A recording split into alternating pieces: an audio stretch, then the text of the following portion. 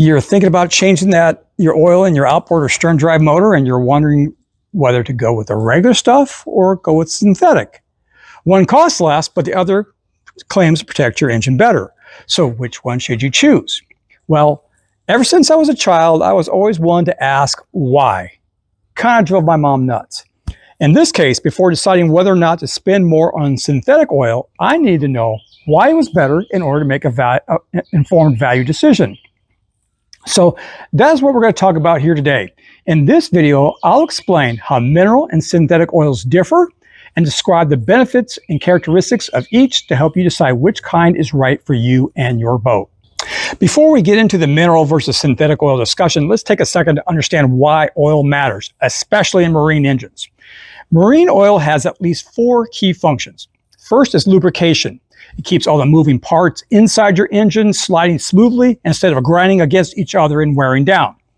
Second is heat control. It helps pull away from heat from critical parts like pistons and bearings, and boats often run hot, especially at high RPMs. The third item is cleaning. Detergents in the oil help prevent carbon buildup and sludge from forming inside your engine. And the fourth is corrosion prevention.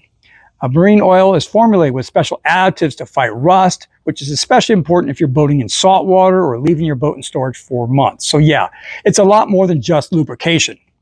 Now, a good marine oil is your first line of defense against overheating, wear, and corrosion, all things that can shorten the life of your engine.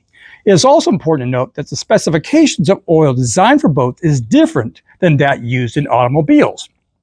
This is because of the very different usage environment and demands. For one, boats are typically operate under heavy and constant loads. Pushing a boat through water creates much more friction than wheels rolling down the road.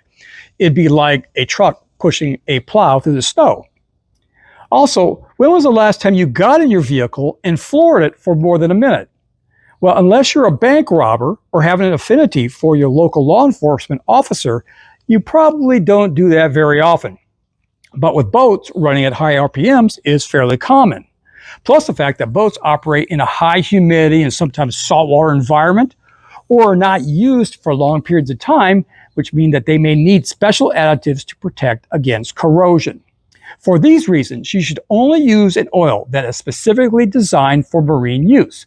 These are typically denoted by symbols on the label such as TCW3, which stands for 2-cycle water-cooled, FCW, which is 4-cycle water-cooled, or FCW-CAT, which is 4-cycle engines with a catalyst. Oils that carry these designations mean that the oil meets the additive and performance standards set out by the National Marine Manufacturers Association, or the NMMA. Okay, now that we know the role of marine oil and that the requirements or specifications differ from that of what's used in your automobiles, let's talk about the 2 main types of oil you'll find for your boat: mineral oil and synthetic oil. What's the difference and why should you care? Mineral oil, sometimes called conventional oil, is made by refining crude oil from the ground. It goes through a process to clean it up, but it still contains a mix of different size or irregular molecules. Some good, some not so good. Kind of like this jar of rocks. And it will get the job done, but it's more prone to breaking down under heat or stress versus synthetics. That's why it usually needs to be changed more often. Now, synthetic oil, on the other hand, is made by chemically modifying petroleum or creating uniform molecules that are consistent in size and shape, resulting in a more precisely engineered oil. Think of it like this jar of marbles.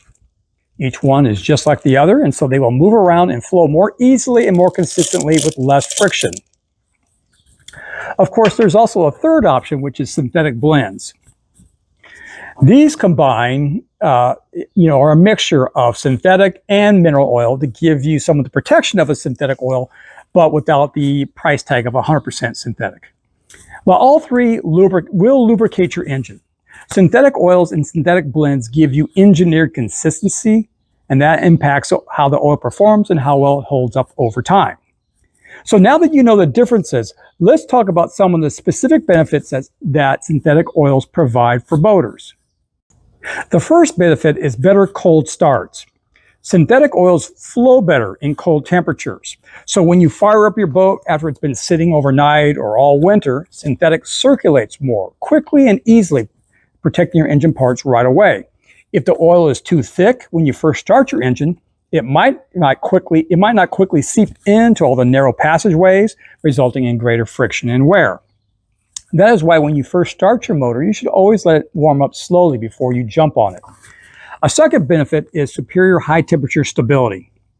Boat engines run hot, especially at high RPMs, and synthetic oils have what's called a higher viscosity index, and therefore stays more consistent and doesn't break down or thin out as quickly under heat.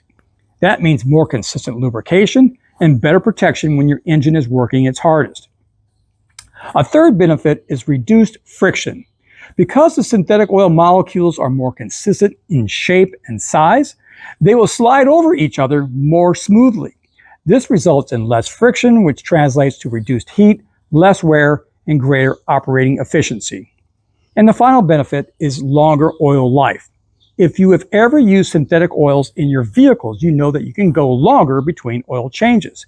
However, this benefit really isn't a big deal for most boaters, because it is recommended that you should still change your oil at least once a year anyway if you're going to store your boat for an extended period of time at the end of the season.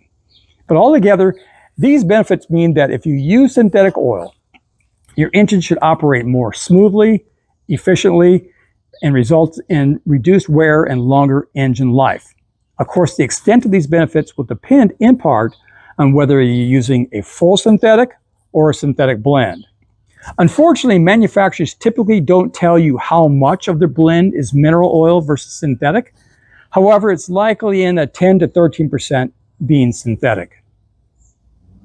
Now, to be fair, while synthetic oil has a lot of advantages, it's not always the right choice for every boater.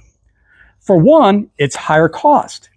Synthetic oil can cost nearly twice as much as the conventional oil.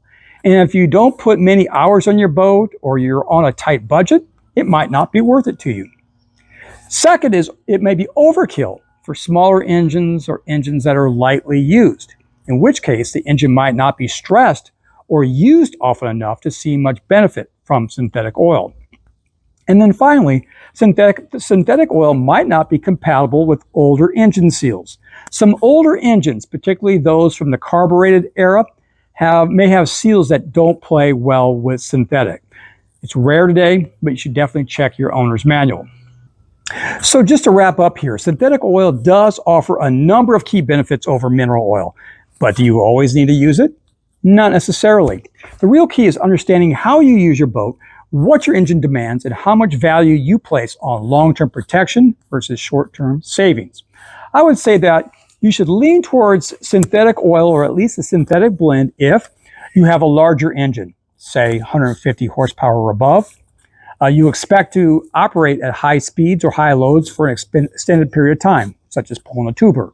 Or you occasionally use your boat in either very hot or cold environment, or if you use your boat in salt water. The performance benefits of synthetic should result in reduced wear and longer engine life. That means there's a good chance that you will be able to go longer before incurring a significant age-related repair. And given the cost and hassle of repairs, this seems like a good trade-off considering the relative minor additional cost to use synthetic oils. However, for those with smaller, older, or lightly used engines, then mineral oil should be perfectly fine. Of course, in all cases, you should check with your owner's manual to make sure you are using the type of oil that is approved by the manufacturer. For example, my Mercury 150 says that a mineral oil or synthetic blend is suitable, but not a full synthetic for some reason. Well, I hope you found this video helpful and feel more confident about choosing the right oil for your boat. If it did, do me a favor, click on that like button and subscribe to my channel if you haven't already. I post a new video each week with my latest reviews and insights to help improve your boat ownership experience, and so you don't want to miss that. And let me know in the comments section what type of oil you use, mineral, synthetic, or perhaps a blend. I'd love to hear what's worked for you. Thanks again for watching, and I will see you on the water.